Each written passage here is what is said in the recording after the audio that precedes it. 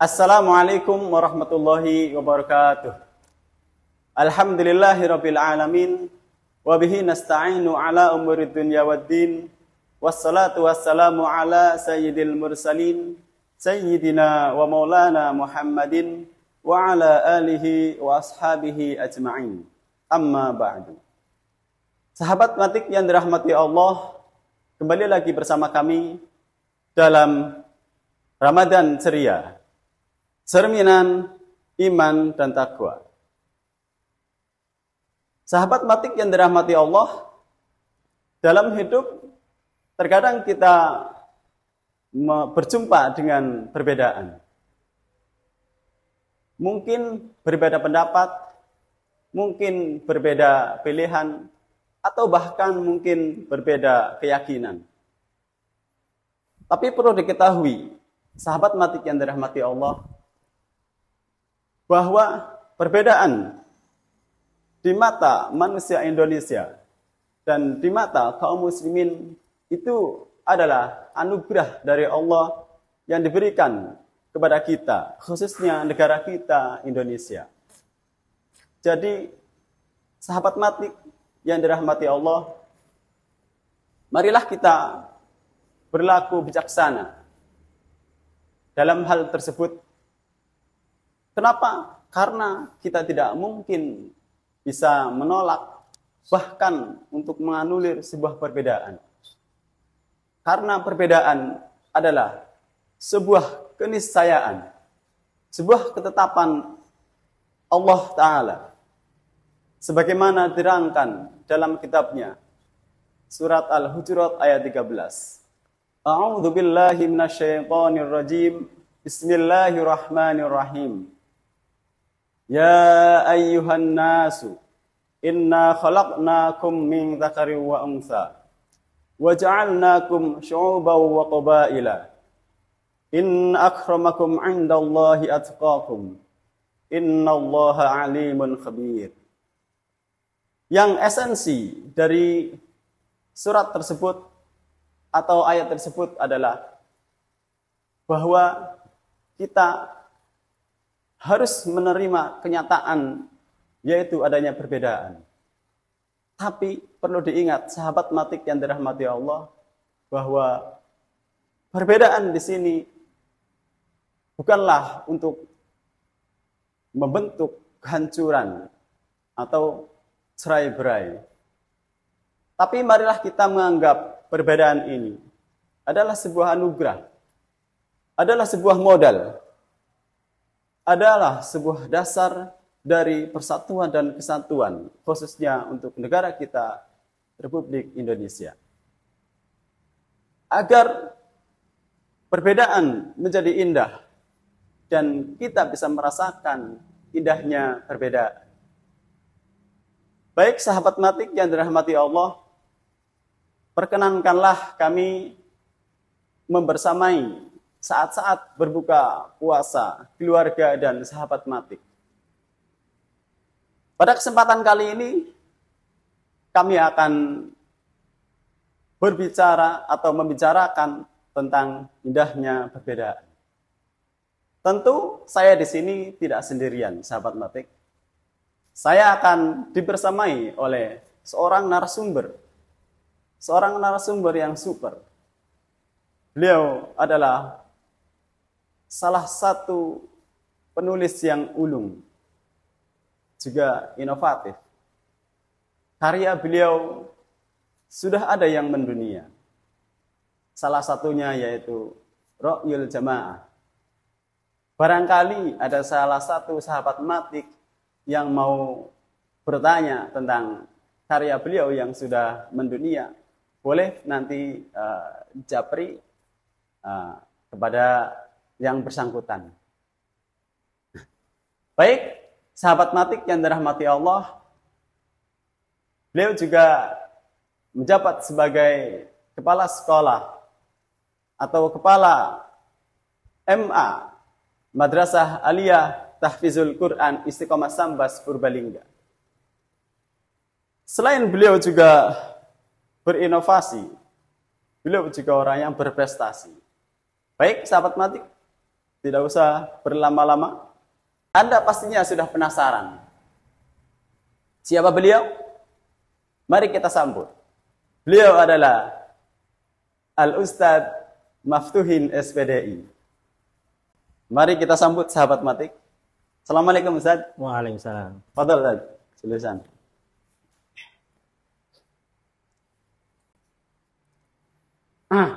Gimana kabarnya Ustaz? Alhamdulillah baik. Alhamdulillah. Ngomong-ngomong, sekarang sedang sibuk apa nih Ustaz? Ramadan.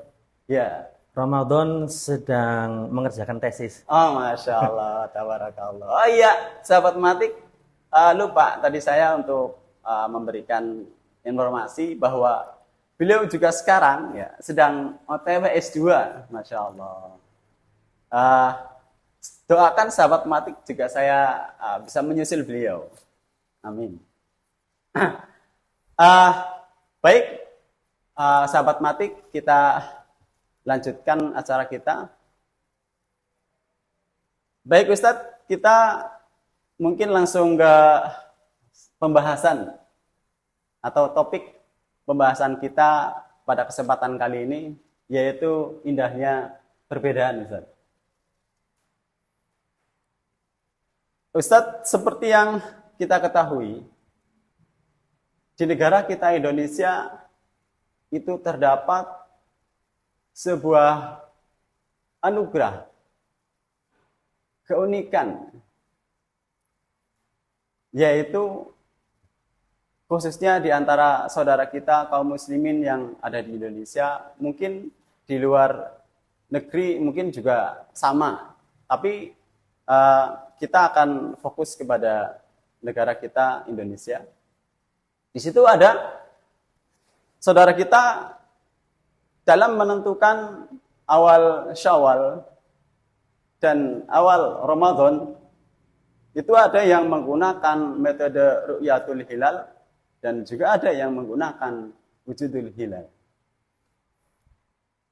Berarti kalau ditarik kesimpulan, di situ terdapat ikhtilaf atau khilaf. Untuk sebagai pengetahuan sahabat Matik dan kaum muslimin yang ada di negara kita Indonesia ini, Ustaz, kira-kira apa sih pengertian dari khilaf atau ikhtilaf, Ustaz? Monggo jawabannya, Ustaz. Bismillahirrahmanirrahim. Terima kasih sebelumnya. Tadi pertanyaannya tentang apa perbedaan antara khilaf dan ikhtilaf. Sebetulnya khilaf dan ikhtilaf itu secara ilmu nahwu sorof khususnya adalah merupakan sihotnya masdar. Ibnu Mangdur mengatakan bahwasanya khilaf dan ikhtilaf itu min madatin wahida, materinya sama, yaitu kha, lam, dan fa, yang artinya perbedaan. Kalau khilaf itu masdar dari fi'il madhi khalafa yukhalifu mukhalafatan wa khilafan. Jadi fi'il thulathi mazid rubai. Kalau ikhtilaf adalah dari ikhtalafa yakhtalifu ikhtilafan. Ikut wazan ifta'ala yafta'ilu ifti'alan. Fi'il thulathi mazid khumasi. Keduanya itu intinya sama, yaitu perbedaan. Akan tetapi dalam segi isti'mal wal istikhdam, penggunaan umum oleh para ulama dalam kitab-kitab mereka, kalau ikhtilaf itu mengacu kepada perbedaan tanawu ta'addud fil afkari wal aro. Jadi mereka itu berselisih dalam hal pemikiran dan pandangan, yakni mereka punya perspektif yang berbeda, punya interpretasi yang berbeda.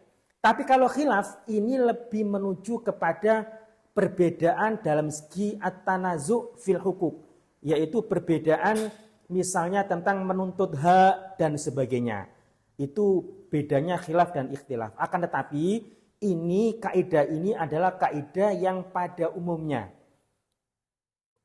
Sebagian ulama ada yang menggunakan khilaf dengan arti ikhtilaf ulama. Demikian juga sebaliknya. Jadi intinya khilaf itu untuk hal-hal yang penuntutan hak, ya kan? Kalau ikhtilaf itu adalah pemikiran dan cara pandang yang berbeda. Seperti itu. Jadi untuk hal ini yaitu dalam penggunaan metode ru'yatul hilal atau wujudul hilal itu masuknya ke istilah mana, Ustaz? Khilaf atau Ikhtilaf. Ikhtilaf. Tapi begini ya, sekali lagi ulama itu tidak membuat patokan yang baku. Kalau ikhtilaf itu untuk perbedaan ulama dan perbedaan cara pandang, kalau khilaf itu untuk perbedaan dalam tuntutan hak dan sebagainya. Tapi aghlabianya, pada umumnya, kalau untuk perbedaan seperti penentuan awal Ramadan dan awal Syawal itu menggunakan istilah ikhtilaf. Makanya ikhtilaful ulama bukan khilaful ulama. Itu secara aghlabiyah atau secara pada umumnya yang berlaku. Seperti itu. Demikian sahabat matik. Jadi dalam hal ini berarti ini masuknya adalah kategori ikhtilaf, misalnya. Ustadz, banyak juga yang mengatakan bahwa ikhtilaf dalam masalah akidah atau usuluddin itu tidak diperbolehkan, Ustadz. Gimana? Apa benar seperti itu, Ustadz? Jadi begini, memang masyarakat kita kadang-kadang menyamakan antara akidah dan usuluddin. Padahal hunaka farqun jaliyun bainahuma. Ada perbedaan yang sangat nyata di antara keduanya. Sebagaimana dikatakan oleh beliau Syekh Ali Jum'ah dalam kitabnya Al-Bayan lima yushilul adhan. Bahwasanya akidah itu dikatakan usuluddin. Kadang usuluddin sebagai nama dari akidah. Sebetulnya begini, yang dinamakan sebagai akidah itu keyakinan umat Islam. Nah, keyakinan umat Islam dari bab awal sampai bab akhir itu kadang-kadang ada keyakinan yang kita harus terima, yang kita harus sepakat tentang ketauhidan, tentang sifat Rasul dan sebagainya, ini sepakat. Tapi juga ada akidah yang masih diperselisihkan, yakni masuk dalam kategori furu. Contohnya, siapakah yang disembelih oleh Nabiullah Ibrahim? Apakah itu Ismail? Apakah itu Ishak? Ini masih diperselisihkan. Maka ini masuk dalam kategori akidah, tapi furu'ul akidah. Sehingga ketika kita berbeda pendapat dalam ranah ini, boleh-boleh saja. Adapun usuluddin, itu adalah prinsip akidah yang mana kita tidak boleh berbeda pendapat sedikit pun. Nah, usuluddin ini tidak hanya masuk dalam ranah akidah. Tapi usuluddin bisa masuk dalam ranah akidah, ranah fikih, dan ranah akhlak. Contoh masuk dalam ranah akidah tentang sifat-sifat Allah yang masyhur. Wujud, qidam, baqa. Ini kita harus sepakat. Karena ini usuluddin. Nggak boleh kita berbeda pendapat. Kemudian juga bisa masuk dalam ranah fikih. Contohnya tentang kewajiban sholat, zakat, puasa Ramadan, haji, dan sebagainya. Ini adalah ranahnya ranah usul. Jadi tidak boleh umat Islam itu berbeda pendapat. Puasa Ramadan sunnah misalnya, nggak bisa. Sholat 5 waktu itu misalnya mustahab, nggak bisa. Semua mengatakan itu wajib, karena ini usuluddin. Nah, sebagaimana usuluddin itu masuk dalam ranah akidah dan fikih, usuluddin juga masuk dalam ranah akhlak. Contohnya, kita diharamkan untuk punya sifat kibr, sombong. Ini sepakat, ini usuluddin. Kita tidak boleh punya sifat hasad dan sebagainya. Ini adalah merupakan usuluddin yang harus kita yakini dan sepakati bersama. Jadi usuluddin itu bisa masuk dalam ranah akidah, ranah fikih, juga ranah akhlak. Nah, usuluddin tidak boleh berbeda pendapat. Kalau akidah memang secara umum akidah itu adalah masuk dalam ranah usuluddin. Tapi juga ada sebagian akidah yang masuk ranah furu'uddin. Contohnya apa? Contohnya seperti tadi, yaitu siapakah yang disembelih oleh Nabi Ibrahim, apakah dia Ishak ataukah Ismail. Seperti itu.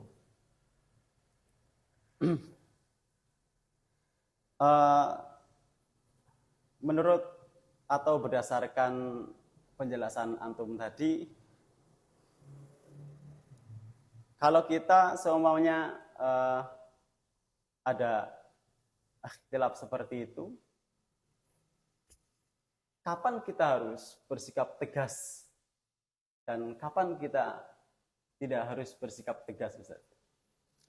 Jadi memang ikhtilaf seperti yang antum sebutkan tadi itu ikhtilaf itu merupakan keniscayaan dan merupakan konsekuensi logis dari penciptaan manusia yang berbeda kadar intelektualnya, kadar pengalamannya. Maka ikhtilaf merupakan konsekuensi logis dari itu semua.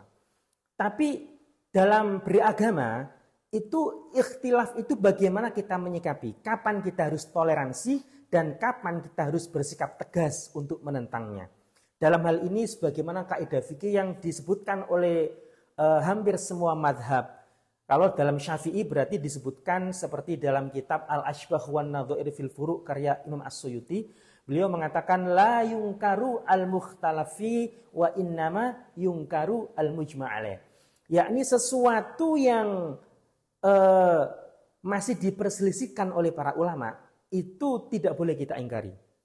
Yang boleh kita ingkari hanyalah sesuatu yang telah menjadi konsensus atau yang telah disepakati telah menjadi ijma para ulama. Jadi ketika ulama telah ijma, kok ada orang yang menyelisih itu, kita wajib ingkar. Kita wajib membela agama kita. Karena kalau itu dibiarkan itu akan menjadi benalu dalam agama kita. Akan tetapi sesuatu yang masih diperselisihkan oleh para ulama, kita nggak boleh mengingkari, tidak boleh tabadulul ingkar. Contohnya saja kalau masalah makanan ya, mazhab Maliki itu kan paling luas. Al-aslu fil asya al-ibaha. Segala sesuatu itu pondasinya, dasarnya diperbolehkan. Maka menurut mazhab Maliki segala sesuatu asalkan tidak membahayakan, maka boleh dimakan. Contohnya misalnya bekecot, ya kan, katak, tekek. Itu kalau dimakan dan nggak membahayakan menurut medis, maka boleh menurut Imam Malik. Tapi Syafi'i enggak, haram. Nah, kalau masih khilaf seperti ini ketika tetangga kita misalnya makan katak gitu. Kemudian kita mengklaim itu adalah ahli neraka. Itu adalah pemakan barang haram. Ini enggak boleh. Karena itu masih diperselisihkan oleh para ulama. Kaidah ini yang disepakati dari dulu sampai sekarang. Contohnya tentang masalah penentuan awal Ramadan dan awal Syawal. Kemudian tentang sampai tidaknya pahala bacaan Quran dan zikir yang dihadiahkan kepada amwat, orang-orang mati. Itu juga masih mukhtalaf fi. Maka kita nggak boleh tabadulul ingkar, saling mengingkari. Tapi yang mujma'alaih, contohnya sholat 5 waktu, zakat, puasa Ramadan, itu harus kita ingkari. Apabila ada orang nih, dia kok berfatwa puasa Ramadan itu sunnah, wajib kita ingkari. Ada lagi kemarin ya yang baru-baru ini, boleh saling tukar istri. Itu juga kita ingkari, wajib, nggak boleh kita diam. Wajib. Itu adalah hal-hal yang ijma, yang harus kita tegas dalam menyikapi itu. Nah, seperti itu, Ustaz. Tadi kata antum sesuatu yang diperselisihkan oleh ulama tidak boleh kita ingkari atau tidak boleh kita pungkiri. Ya. Alasannya apa? Begini ya. Karena begini. Kita itu kan Al-Quran itu dan sunnah Nabi Muhammad SAW itu merupakan sumber kita dalam beragama. Nah, dalam Al-Quran dan sunnah itu Allah Subhanahu wa Ta'ala telah memberikan kita sajian yang matang. Ini bahasa analoginya ya. Nah, sajian yang matang itu tentunya umat Islam tinggal memakannya, nggak boleh memasak. Tapi Allah kadang-kadang menyajikan sesuatu yang mentahan. Nah, mentahan ini tentu perlu dimasak lagi. Nah, teks Al-Quran dan Sunnah itu ada yang bersifat sharih, jelas. Seperti aqimus sholah wa atuz zakah. Dari dulu sampai sekarang nggak ada ulama yang mengatakan sholat itu sunnah, itu nggak ada. Sholat 5 waktu. Oleh karena itu, ini harus kita yakini kalau ini kewajiban yang kalau orang mengingkari maka dia telah mengingkari Al-Quran itu sendiri. Tapi ketika para ulama memahami teks Al-Quran yang masih dhoni, maka dia itu boleh untuk berbeda pendapat. Karena teks itu masih multitafsir gitu loh. Belum jelas. Belum jelas. Karena Ibarat Allah dan Rasulnya itu memberikan satu makanan tapi itu masih mentah yang kemudian dimasak oleh para mujtahid dan nanti menghasilkan hasil masakan yang berbeda. Contohnya tentang masalah banyak hal-hal yang membatalkan puasa. Itu antara madzhab ikhtilaf. Karena memang dalilnya itu belum jelas dari Rasulullah. Maka mereka beristihad menurut kemampuannya sendiri. Kemudian mereka menghasilkan hukum A, B, C. Dan itu berdasar Quran dan Sunnah. Makanya kita itu nggak boleh saling mengingkari seperti itu. Karena dalam hadis Nabi juga dikatakan idza hakamal hakim fastada fa asaba falahu ajrun wahid wa idza hakamal hakim fastada fa asaba falahu ajrun wa idza hakama fa akhta'a falahu ajrun wahid. Apabila seorang hakim, seorang mujtahid selevel Asy-Syafi'i dan sebagainya, kok mereka berikhtilaf dan mereka itu benar. Kok mereka beristihad menyimpulkan hukum dari Al-Quran dan Sunnah dan benar dalam istihadnya, maka ada dua pahala. Satu pahala karena jerih payahnya dan satu pahala karena dia itu telah benar dalam istihad. Kalau dia salah tidak berdosa, tapi dapat satu pahala yaitu jerih payah dalam beristihad. Seperti itu. Jadi sesuatu yang tadi yang tidak boleh diingkari atau perselisihan atau yang masih diselisihkan oleh para ulama itu kalau di analogikan itu sebuah masakan yang belum matang gitu ya. Ya, masakan yang mentah. Nasi disuruh masak oleh 4 orang. 4 orang ini punya resep yang berbeda. Ada yang nasi kebuli, ada yang nasi mandi. Nasi mandi, sama nasi kebuli mandi. Ada yang misalnya nasi apa itu yang nasi padang atau nasi apa macam-macam lah. Tapi bahannya nasi gitu loh. Sama, tetap sama. Metodenya yang berbeda. Metodologi yang berbeda. Seperti itu. Gimana sahabat Matik? Kira-kira ada pemahamannya masuk gak nih? Semoga ada pemahamannya masuk. Mari kita lanjutkan ke pertanyaan berikutnya. Ustadz,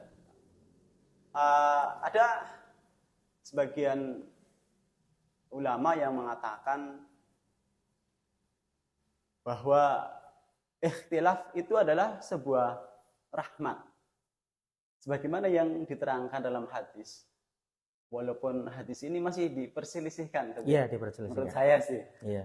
Yaitu hadis ikhtilafu ummati rahmatun.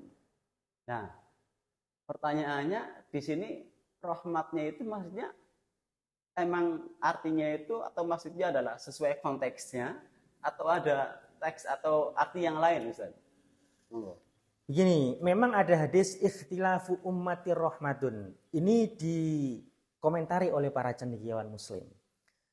Memang hadis ini dhaifus sanad tapi shahihul makna. Secara sanad, kalau kita melihat dari perspektif ilmu ulumul hadis, ini sanadnya dhaif.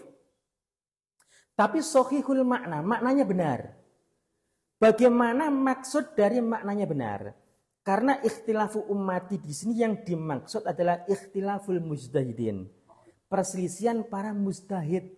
Imam mujtahid ketika mereka beristihad menyimpulkan dari Quran dan Sunnah dan mereka mendapatkan hasil kesimpulan yang berbeda, maka dari hasil istihad tersebut para umat Islam ini bisa milih yang sesuai dengan kadar kemampuan dan sesuai dengan tempat masing-masing. Itu adalah rahmat. Contoh aja begini Ustaz. Ketika tawaf itu kan harus wudu. Menurut Asy-Syafi'i, lamsul mar'a al-ajnabiyah itu kan yungkidul wudu. Ya kan, memegang kulit perempuan ajnabiyah yang halal dinikahi itu kan membatalkan wudu. Kita bisa bayangkan ketika orang tawaf dan bersenggolan kulit laki-laki perempuan sementara ketika itu tanpa kontrol. Bagaimana antum harus wudu lagi dan wudu lagi? Bolak-balik wudu. Iya, maka ketika itu antum boleh intiqalul madhab, mengikuti madhab Abu Hanifah yang mengatakan itu enggak batal. Berarti semua madhab di situ dipakai tadi ya? Maka boleh intiqalul madhab, boleh berpindah madhab ketika itu. Berarti kalau dirasa sulit, tapi kalau misalnya longgar, misalnya tawaf ya, misalnya ketika Ramadan kok longgar, ya nggak apa-apa. Kalau nggak usah intiqalul madhab. Tapi kalau misalnya ini kayaknya nggak bisa nih, padat, merayap dan saling bersenggolan, pakai pakaian ikhram. Nggak pakai jaket yang kayak jaketnya orang jas hujan gitu ya. Kan nggak mungkin. Nah, maka ketika itu boleh intikal madhab. Itu khusus untuk di Mekah doang atau intikal madhab itu boleh dalam keadaan tertentu. Jadi tidak harus di Mekah. Artinya ini saya menggambarkan rahmatnya perbedaan ulama di situ di antaranya. Artinya manusia, umat Islam ini bisa memilih pendapat yang sesuai dengan kondisi dan situasi masing-masing. Mau pindah madhab dalam keadaan tertentu boleh. Tapi jangan tatabu'ur rukhos, kata para ulama. Jangan mengambil pendapat-pendapat yang mudah saja. Itu yang nggak boleh. Hal ini saya pilih yang mudah, ini mudah, ini mudah. Jadi seolah-olah dia itu terbebas dari beban syariat. Ini yang nggak dilarang. Contoh lagi masalah khilaf yang bikin rahmat itu ya, yang mendatangkan rahmat. Kita tahu bahwasannya Al-Quran mengatakan, ya ayyuhalladzina amanu idza qumtum ilas sholati faghsilu wujuhakum wa aydikum ilal marafiqi wamsahu biru'usikum. Di situ ada kata-kata wamsahu biru'usikum, dan usaplah sebagian kepala, maksudnya rambut, ini majas ya. Sebagian rambut kalian dengan menggunakan air. Nah, ini ada perbedaan antara Imam Asy-Syafi'i sama gurunya, yaitu Imam Malik. Di antara guru Imam Malik bin Anas. Menurut Imam Malik, biru'usikum, di situ kan ada huruf jar ya. Itu Imam Malik mengatakan kalau ba itu adalah ba zaidah, ba tambahan, yang fungsinya untuk litaukid, untuk menguatkan kalimat. Sehingga menurut Imam Malik, kita wajib mengusap semua rambut kepala. Itu kesimpulan dari pemahaman Imam Malik dalam memahami wamsahu biru'usikum. Menurut Imam Asy-Syafi'i, ba-nya itu bukan ba zaidah, tapi ba tabaidiyah yang menunjukkan arti sebagian. Oleh karena itu beliau menyimpulkan maka yang wajib diusap nggak semuanya, tapi sebagian. Ini kan khilaf dalam masalah toharo. Nah coba, khilaf ini tentunya bagi orang yang tinggal di daerah yang airnya banyak, cocok nggak kalau ikut Imam Malik? Cocok. Tapi kalau tinggal di daerah yang airnya sedikit, cocok nggak ikut Malik? Enggak. Mungkin kurang cocok, ikutnya Syafi'i. Nah ini adalah bagian dari rahmat yang termaktub, yang secara tersirat ada dalam hadis ikhtilafu ummatir rahmah. Makanya hadis ini dhaifus sanad, sanadnya dhaif, sanadnya lemah, tapi sahihul makna, maknanya sahih. Seperti itu. Berarti ikhtilaf dalam hal ini itu lebih khusus saja, hanya untuk kalangan al-mujtahidun. Iya, memang khilaf di sini adalah untuk para mujtahid atau para pemikir gitu ya. Bukan orang awam pada umumnya gitu loh. Seperti itu. Jadi untuk para, kalau dinisbatkan kepada Islam berarti untuk para mujtahid kayak gitu, para fuqaha. Ya, karena sepengalaman saya emang, bahkan teman-teman saya juga memahaminya ikhtilaf ini ya untuk semua umat kaji lagi. Kalau ikhtilaf ini diserahkan kepada orang yang enggak ahlinya, maka idza busidal amru ila ghairi ahlihi fangtadir sa'ah. Jika ikhtilaf itu misalnya semua disuruh berpendapat, maka hancur. Karena dia enggak ahli. Orang jangankan masalah dunia akademis seperti ini. Orang yang enggak bisa macul, enggak bisa nyangkul di sawah, kok suruh nyangkul, rusak gitu. Berantakan hasilnya. Kayak gitu. Begitu sahabat Matik, Masya Allah, penjelasan beliau sangat komprehensif. Semoga bisa menjadikan pengetahuan baru buat kita semua. Bagaimana sahabat Matik? Menarik bukan? Dan tentunya banyak pengetahuan baru yang kita dapatkan. Nantikan episode selanjutnya di Ramadan Ceria. Jangan lupa like, comment, subscribe, dan share. Wassalamualaikum warahmatullahi wabarakatuh.